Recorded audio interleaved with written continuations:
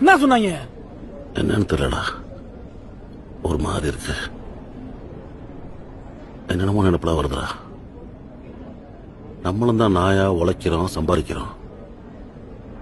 கடையிலாம இருக்க முடியுதாடா? ஆனா உள்ள கடக்க வர மாத்தா ஒத்த பொம்பளைய உழைச்சு சம்பாரிச்சு சேர்த்து ஒத்த ரூபாட கடை இல்லாம காடு வீடு இப்படி சேர்த்துருக்காண்டா. எம்புட்டு கஷ்டப்பட்டிருப்பா. உனக்கெல்லாம் தெரியாதடா செல்வம்.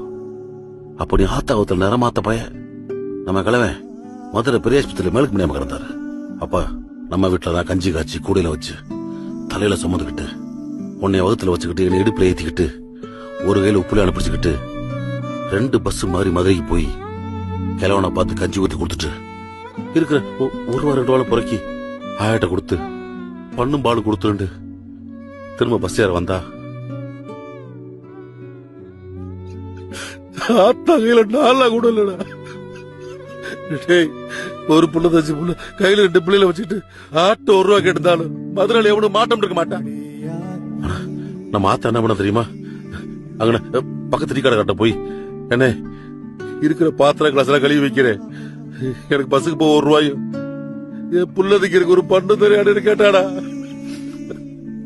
ஆனா அந்த டீ கடைக்காரரு ஏதாயி இதெல்லாம் எடுத்து தின்ன சொல்லுத்தான்னு சொல்லி கூட பப்புக்கு எல்லாத்தையும் கழுவி போட்டு 1 ரூபா வாங்கிட்டு நம்மள ஊருக்கு கூட்டி போறாடா. ஊருக்கு வந்தது வராதமா உப்புளியாட்ட என்னைய பார்க்க சொல்லிட்டு பக்கத்து ஊருக்கு கல்லு சம்பக்க போயிட்டான். நாளைக்கு செலவுக்கு வேணும்னு டாக்டர் சொன்னார்ல, அதிகமா சமசமங்களுக்கு வர்ற நரம்பு வியாதிண்டு. அதான்டா நம்ம ஆத்தாளுக்கு கஷ்டப்பட்டால் இவ்வளவுக்கு கஷ்டப்பட்ட கலக்கு ஜீவிலே இல்லடா.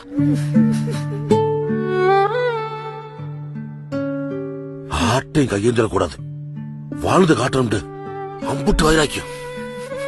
நம்மள கட்டவளுக்கு எப்ப வந்தாலுங்க, எப்ப வந்தாலுங்க, நேத்து வந்தாலுடா.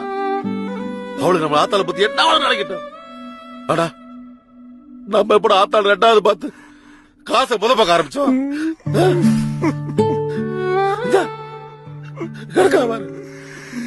சாக போலைக்க நாளைக்கு நேரம் அது இருக்கும்போ உள்ளோடு நினைக்கிறப்பவே நெஞ்சு வதக்கிடுறா.